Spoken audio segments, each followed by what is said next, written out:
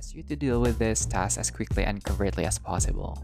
Well, I'm not even getting paid. Trust me, it will all be worth it. Will it though? Will it? Particularly sloppy threesome in the bathroom. Oh, relinquished their pretenses of being artists and started calling themselves content generators. What?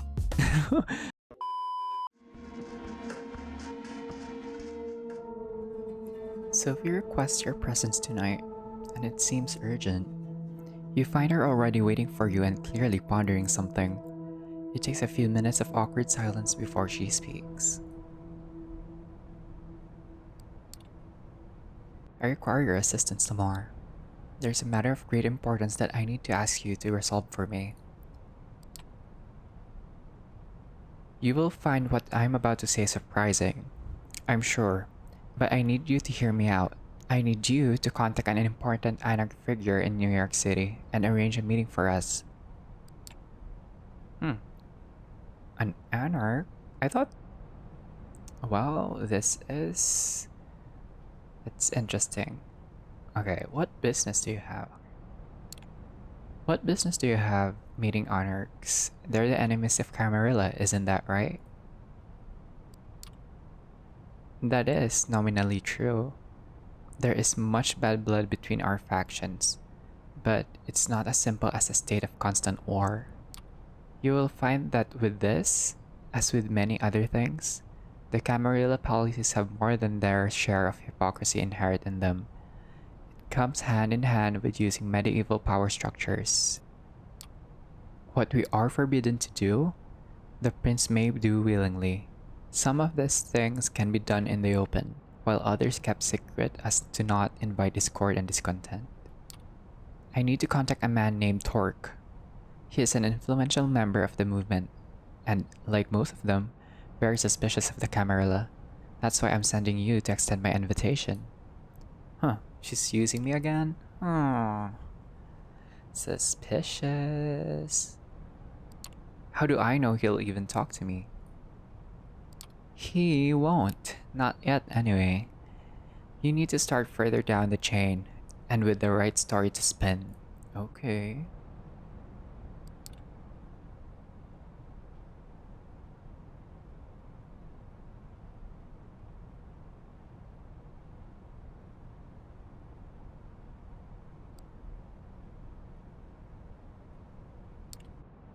I think it would be best if you presented yourself as an Anarch hopeful. A fledgling looking for a place of belonging. Only after you talk to Torque directly should you mention my name at the meeting. Oh.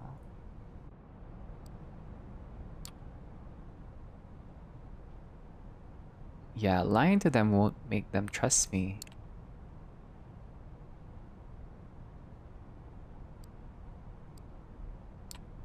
That might be true, but if you tell Mia outright that I sent you, she's likely to cut you off. She hates our sect, and it will be difficult to make her listen to reason.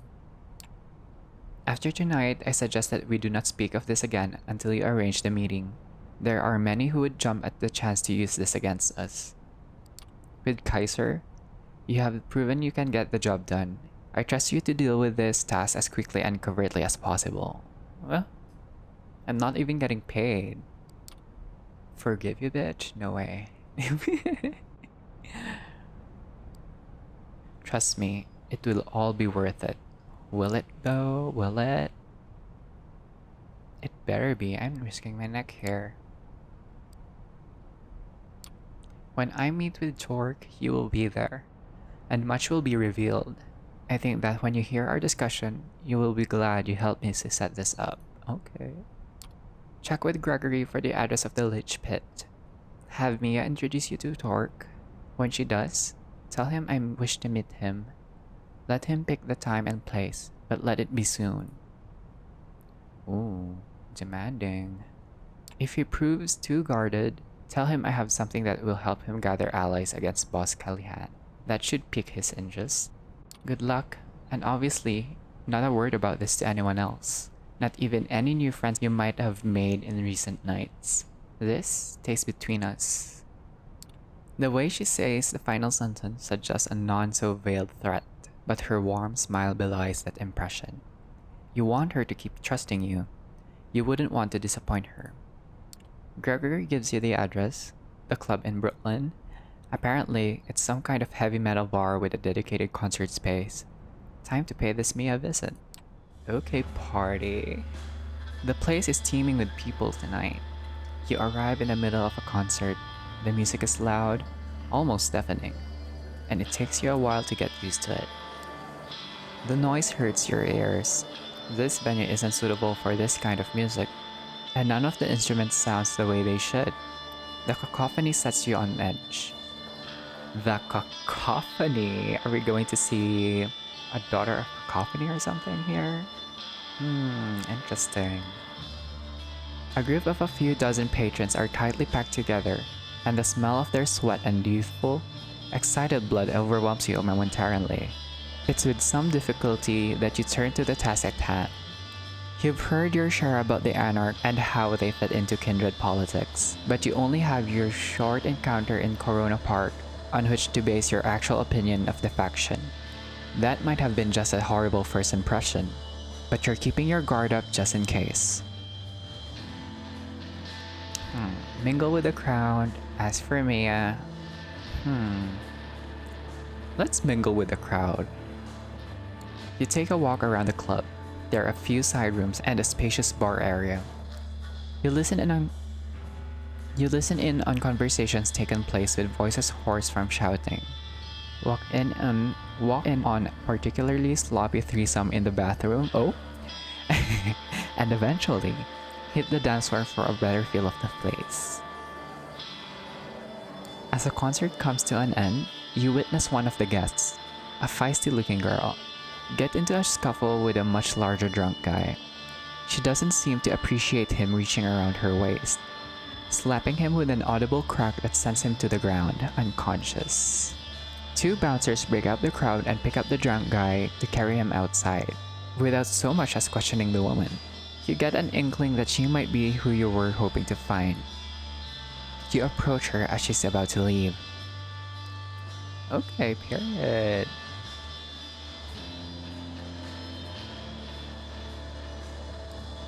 She's still seething and bares her teeth for just a moment. But you've learned what to look for in a kindred. You're pretty sure she's one of you. I'm new to being dead. I want to learn about anarchy. I'm interested in learning a bit about anarchy. You wouldn't happen to have some first-hand experience, would you? She doesn't smile, but she doesn't hit you either. Follow me behind the bar. Ooh. She leads you through the bar to a back door that leads into a side room. Indie metal band posters are plastered on every wall, some of them 20 or more years old, judging from the tour dates. An old, sticky table and some rickety chairs are the only pieces of furniture here. Sit down, boy. Why don't you sit down, bitch? I think I'm comfortable. She shrugs her shoulders. Suit yourself. She leans against one of the walls. The name's Mia. I'm guessing your visit here isn't a happy coincidence. I don't know you, so you either knew in New York or kept an outstandingly low profile. Those sound suspect. So, before we take these pleasantries further, answer me this. Who do you run with?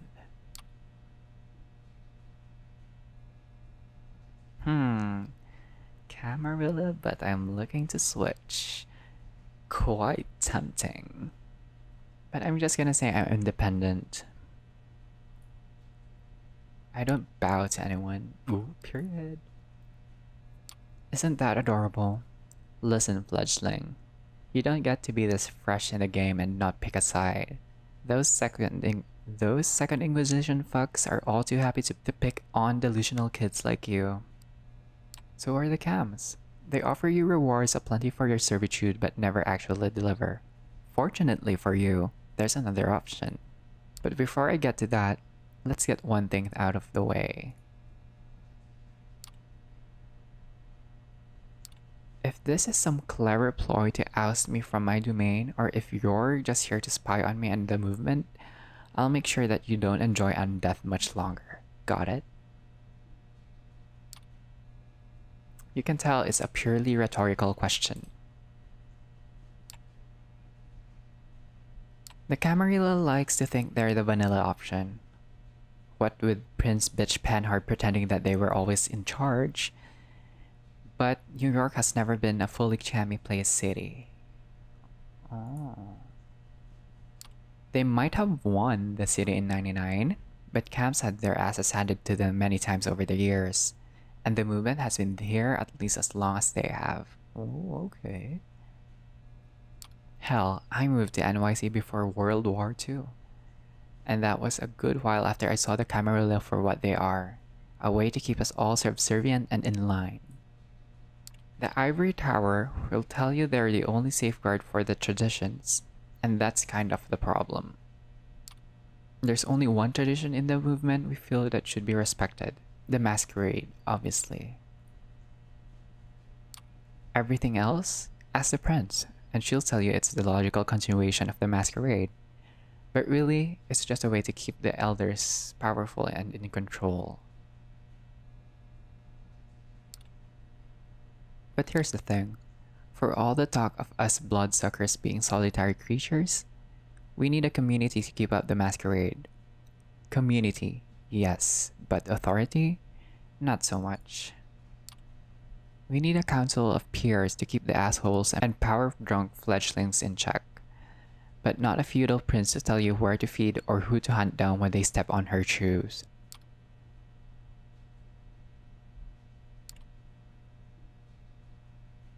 So you Anarchs don't have a ruler?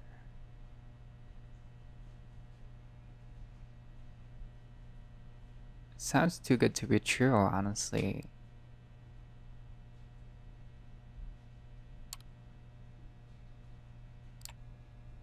Mia bares her teeth in a predatory smile. You better believe it. Sure, we still have to struggle with the urges of our kind, but it's safer and more fair. We're as free as our own condition permits, but unlike what's this? Autarkies? But unlike autarkies, we don't stand alone.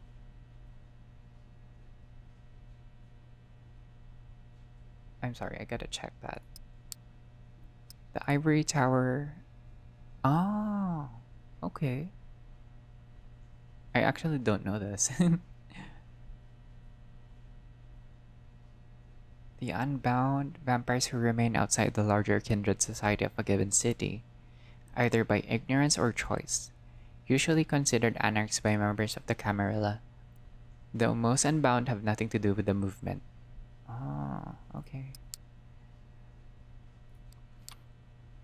Nominally, a guy by the name of Callahan has been overseeing the movement agenda in the New York City for the past few decades.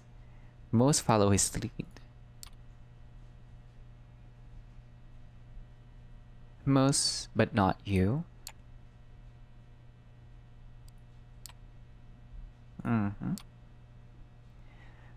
If you're concerned about being well received in the city, you might need to go through Callahan. But if you're serious about the Anarch cause itself, he's not your guy.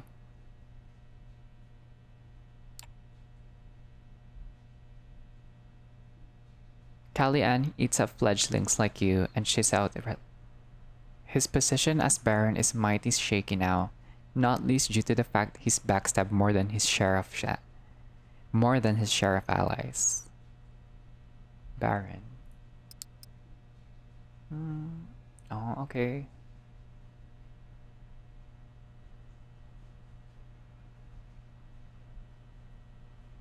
Oh. So if he's doing what any other old fart in a position of power would do, he's doubling down. Negotiations are out, intimidation is in. Tightening ranks as a precautioning against the second acquisition. She surprises you by hacking and spitting on the ground in disgust. If you've spent some time with the cams, that should sound very familiar to you. He's no better than Panhard and her cronies are at this point. No, you need to contact Torque. And you wouldn't know it. It's your lucky night, because I'm the lick to do it through. Why Torque? Because he's one of the good guys, or at least as good as we leeches can be. Torque is a leader, a local baron who's overseeing a small domain, but doing a very good job at it. Callahan knows this, so he's giving him shit. Torque is taking it like a champ. He's smart like that. For one of us rebels, he's got the patience of a saint. Makes you think back to how things used to be way back then. If the stories are to be believed. Anyway. What do you have in mind? She flashes you with a mischievous half smile. I appreciate your readiness, but I don't have the details just now. Ask for me at the bar when you're able. I'll leave something for you and we'll take it from there.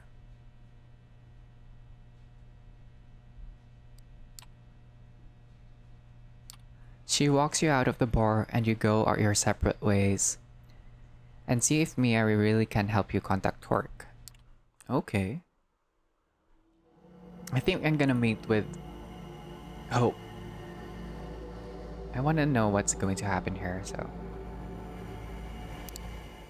Hope's poorly scribbled message reaches you in your haven. Within an unmarked envelope, you find a barely legible address you're supposed to reach and the hour you're expected to arrive there. This is it then, the night of the final show. You check the clock. There's way more than enough time to comfortably reach your destination. But you decide to take a drive earlier, just in case. The ride is uneventful, but becomes more and more tense as it goes on. The gravity of the situation starts getting to you. You're about to set out on an operation against a key New York City figure, well connected with both human and vampire elites. What if your security overwhelms you? How will the council react to your raid? You can only trust that Hope has thought it all through.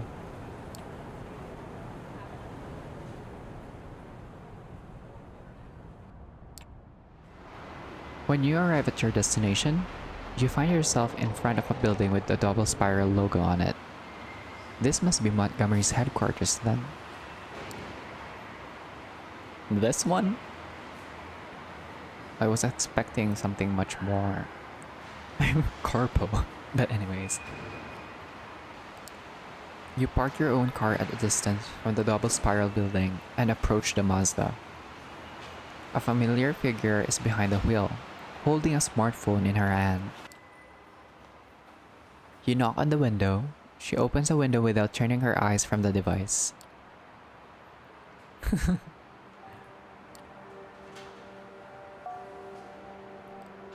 Shouldn't you be hiding?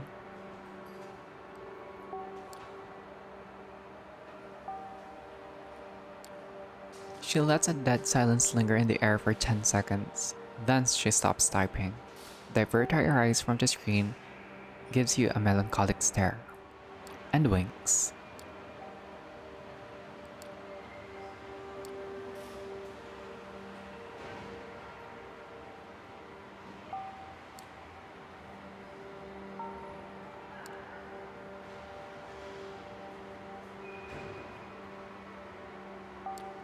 She gets out of the car and motions you to walk with her.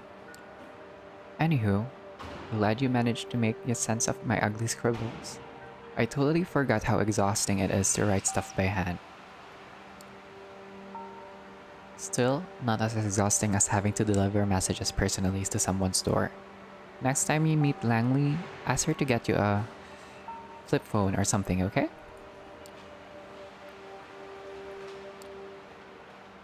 We're about to burn this shithole down to the ground. Fuck yeah, bitch. With Kara inside? No, she's out of the moment, trying to sell services she won't be able to offer. You see, our job is easy. We need to get in, destroy the server containing all the double spirals research, and walk out. No spectacle, no dramatic showdowns.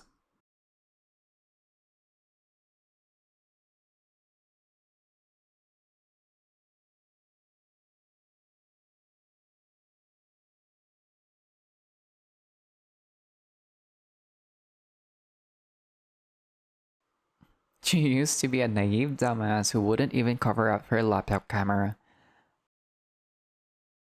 She's obsessed with not uploading her precious data anywhere online. Now, she only has one physical backup, hidden deeper inside the headquarters.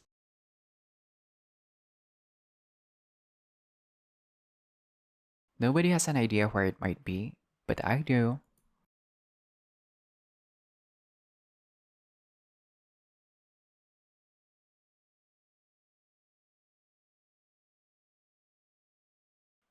We only need Kara to lend us her voice so that we can override all the security measures and get to the heart of the facility.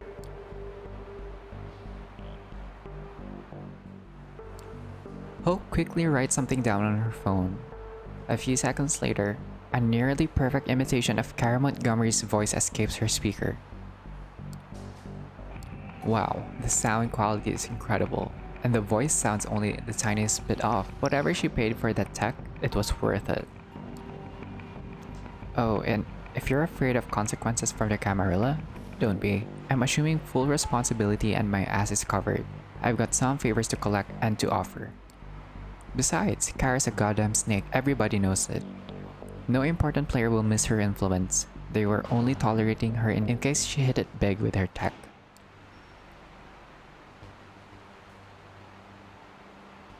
Some parts sound a bit too robotic. Could there be a pattern here? Too bad she won't ever get the chance to succeed. So, without further ado, shall we? Hope starts marching toward the revolving door. You close your eyes, make an effort to sharpen your senses, and follow the Malkavian into the lobby of the double spiral building.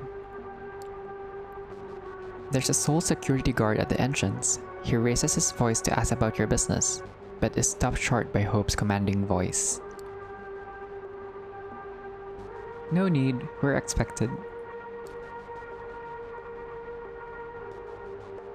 The man looks lost and disoriented for a moment. Then, the gears in his head slowly begin to turn, and he nods his head, silently opening a gate leading to the elevators.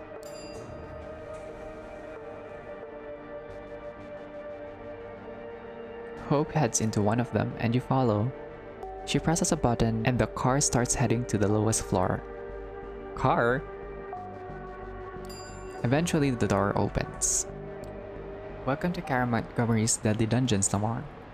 What appear before your eyes are the dimly lit corridors of IT office, empty and silent. The air is stiff and dusty, and there's a sharp, rotten stench in the air that you're unable to identify. The menacing atmosphere makes it hard to recognize at first, but this looks like an active workplace. It really is a dungeon, although a corporate one, where people are cheated of life. So true. This environment feels alien to you, but you know people who have relinquished their pretenses of being artists and started calling themselves content generators. What? That's how you imagine their workplaces. Let's just get to the door and test my little Kara out. You follow her until you reach the end of the corridor. There, you encounter an expensive-looking reinforced door with voice controls on the side. Hope pushes a button. A robotic voice comes out of the speaker.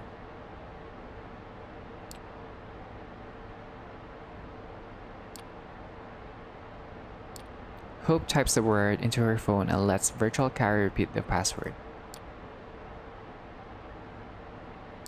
Oh, a sound rings out, reminiscent of cues that TV quiz shows used to let the contestant know he gave a wrong password. Oh. Give Hope a nervous look. She bites her lip and presses the button again. Hyper real. Tap tap tap tap tap. Oh. The door opens slowly. You notice your companion is wearing a sour expression. Looks like the tech isn't quite perfect. At least the passwords seem randomized. So we can try and brute force our way in, unless the system locks us out after a few failed attempts. She shakes her head and turns to you, her lips attempting to approximate a sincere smile. She marches into the room and you walk in right after her. The doors lock behind you with a loud thud. It's a wide open office. It would be as murky as the corridor you just left if it wasn't for rows of monitors illuminating the space. A shadowy figure stares at every screen in the room. Kara's voice plays from Hope's speaker. Behold, this is where the magic happens.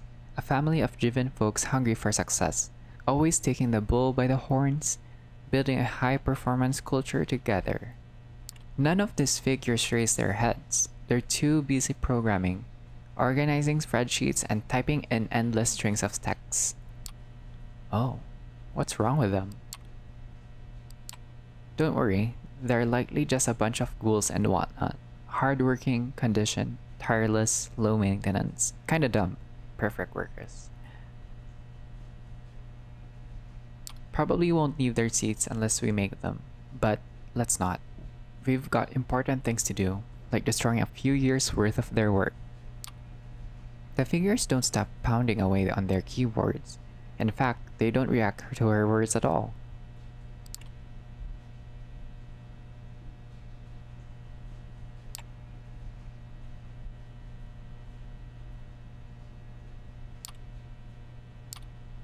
If you think you can use her voice for something useful, feel free to use it. You look around and think how to respond. This door looks curious. You approach a door with a huge sign saying staff only. Next to it, you spot a familiar voice controls. Hope nods at you and pushes the button.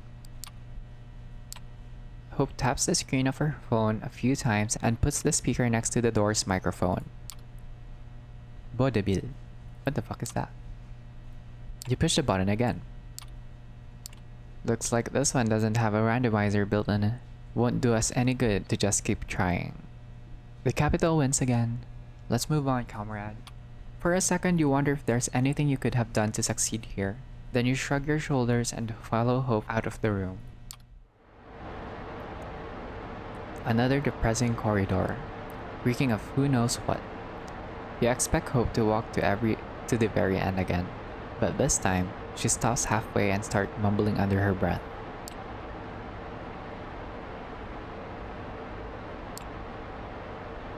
It looks like she's been here before, not a surprise in itself, but she gives off an impression of a person who used to know the entire layout of the building very well. After brief reflection, Hope approaches the door a few feet away and pushes the button next to it.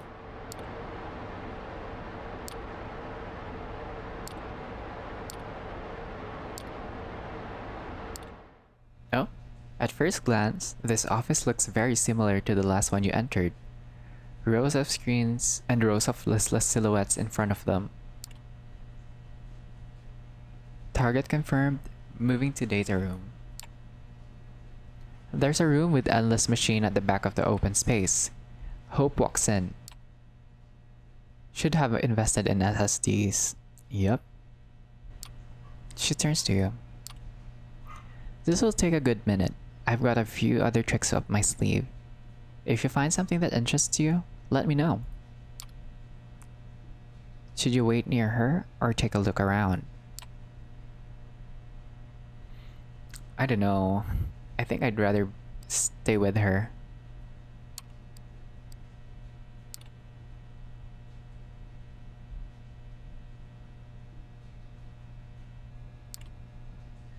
You don't, and it doesn't. You spend most of the following 30 minutes gazing at the dead-eyed ghoul and his screen next to you.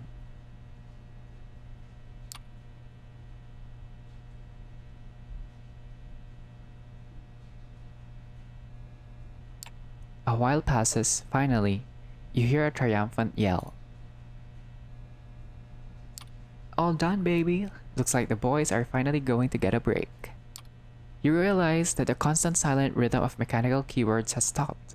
The workers are all idling, slumped over their desks, completely resigned to the fact that their race. What's this? That their race in this air? What the fuck? The fact that their. Whatever this word is, has disappeared.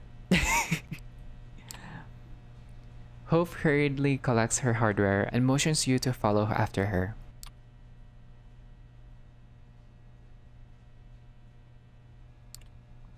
You take a last glance at the ghouls and follow her steps. Yet another corridor, hardly discernible from the previous ones. This is a giant underground complex. How much money has Montgomery spent on it? Hope looks around, frowning, mumbling something indecipherable. Eventually, she points in front of her. There. This is where she keeps her backups. Oh. It's a sturdy metal door unlike any other in this building. Right next to it, however, is a voice-based security system you know pretty well by now.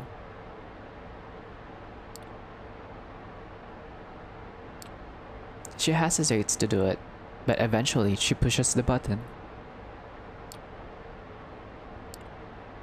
Hope dutifully types down the term on her phone.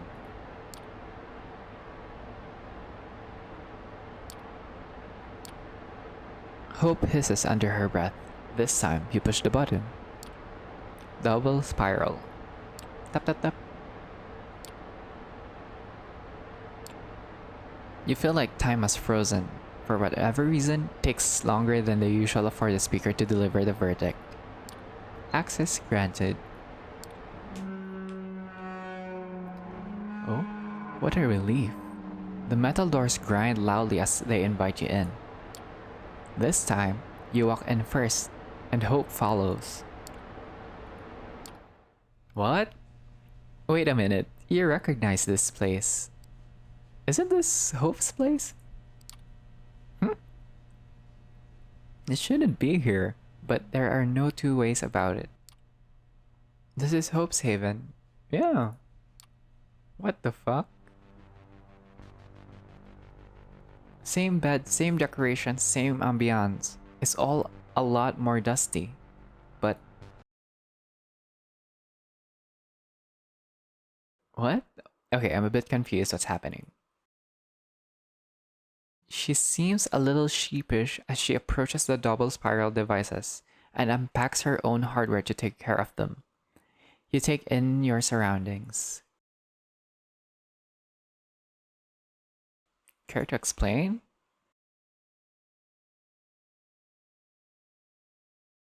What's there to explain? Just think a little. The first explanation that pops into your head will probably be the right conclusion. She looks at you as if she was about to add something, then bites her tongue and gets back to destroying her rival's life. She makes it obvious she doesn't want to re-examine her past. You rest against the bed, quietly watching Hope's technological wizardry and wondering about her past relationship with Kara, for who knows how long.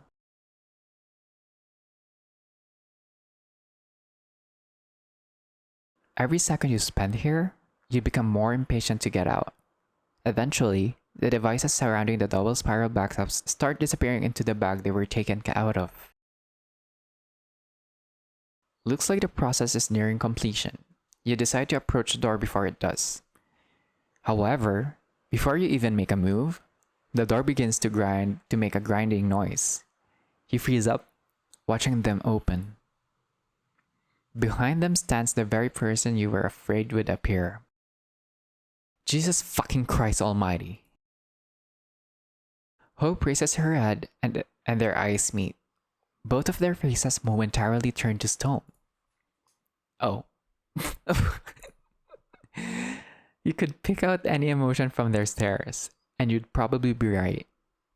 An unbearable tension fills the room as nobody wants to make the first move. Eventually, it's Hope to decide to break this stalemate by loudly pressing the enter button on her laptop and immediately dropping it to her bag. You doubt it's anything more than a provocation, the Milkaven letting her opponent know she won. But it works. The noise makes Montgomery snap out of her stupor. You psycho, you fucking demented vindictive psycho. The air turns thick with a murderous intent. Hi. Hope pretends she hasn't noticed. Kara's bloodthirst becomes palpable. You were supposed to be on the other side of the city right now, at the meeting. I am notified about every failed voice authentication attempt. She looks around, but I never expected. Just how? Hope reluctantly types something down on her phone. Kara grimaces at the sound of her voice and quickly connects the dots. You fucking... How did you get your hands on that kind of tech? Even I...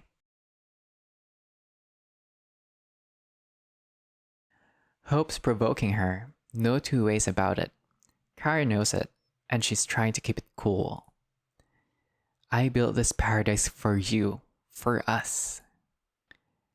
For yourself and nobody else. What happened to the Hope I used to know? She can't come up to the phone right now. She's dead.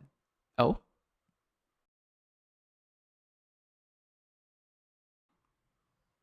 I regret the day I let you into my life. Stop lying to yourself, Kara. You only regret the day you let me out of my life. Shouldn't have let your mask slip, honey. A snappish response almost escapes Kara's mouth, but she manages to stop herself before letting the discussion devolve into a childish spat. Just tell me there's a copy of my data you haven't ruined and I'll let you out of here alive. She gives you a hateful look. Both of you. Hope tilts her head and flashes an evil ear-to-ear grin.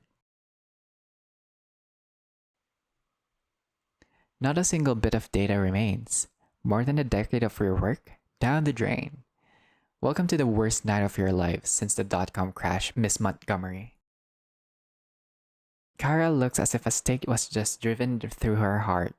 She starts to collapse, sliding down against the door.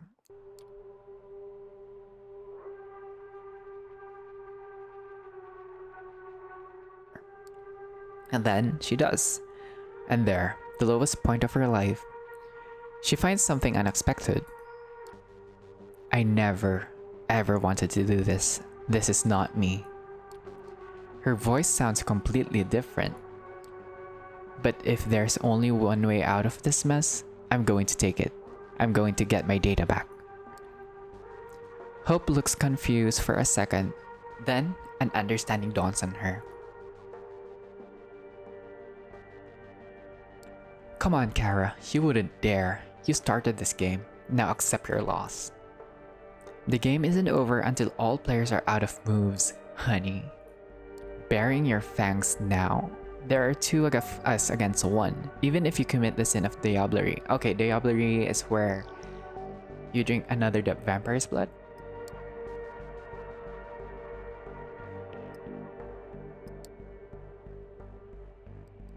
The last time something like this happened to me, I was ready to die.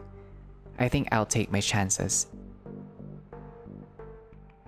So, you want to give me this one victory? Prove once and for all that I was right? It was never about me, but about all the stupid garbage in my head? A victory? Please, victories are material. They aren't like your little online arguments. She's serious about this, Lamar. She wants to devour me as a whole. Sacrifice her humanity in exchange for access to my soul and everything I know. Stay away, Lamar. You want money? Data? Domain privileges? A position at Double Spiral? Anything you want. You can get it if you just look the other way. Oh shit. Am I gonna choose between Kara or Hope? Don't listen to this shit. The moment the prince finds out, it's final death for. And Kara runs, her moves resembling a beast more than human, immediately closing the distance to Hope. Then she jumps at the Milkhaven like a wild animal hunting her prey. Hope instinctively, Hope instinctively attempts to defend herself, but is immediately overwhelmed. Laying on the ground, she looks like a deer in the headlights. Kara, on the other hand, looks like a bear ready to maul its victim. If you want to react, you need to do it now. Shit. Separate them as quick as possible. You push yourself to the limit and let your powers take over. The world slows down, letting you run up to Kara and Hope in a blink of an eye. You immediately grab Montgomery by her clothes and attempt to yank her aside. However, the moment she recognizes your touch, she immediately attempts to swat you down. Despite your superhuman speed, she's still almost as quick as you. Her limbs keep zooming wild towards your vital areas. You dodge every one of them. You back away. Better try something different before she gets lucky and hits you.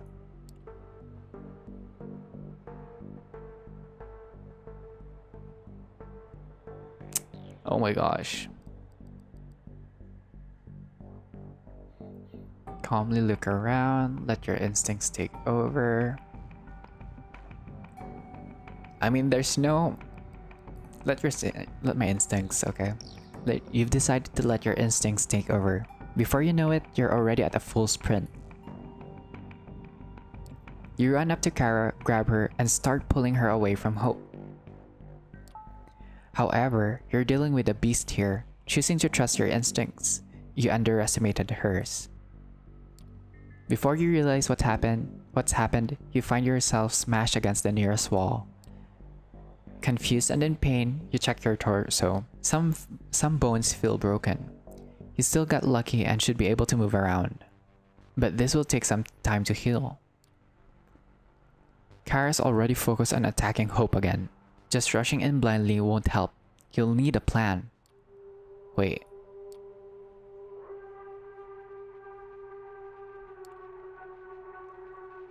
Kara's like a feral animal right now. You don't wrestle with those. So apparently, my recording stopped during the time Hope and Kara was having an argument, but essentially I was able to recruit Hope for my coterie. But if you're interested, you could just read while I'm scrolling. So yeah.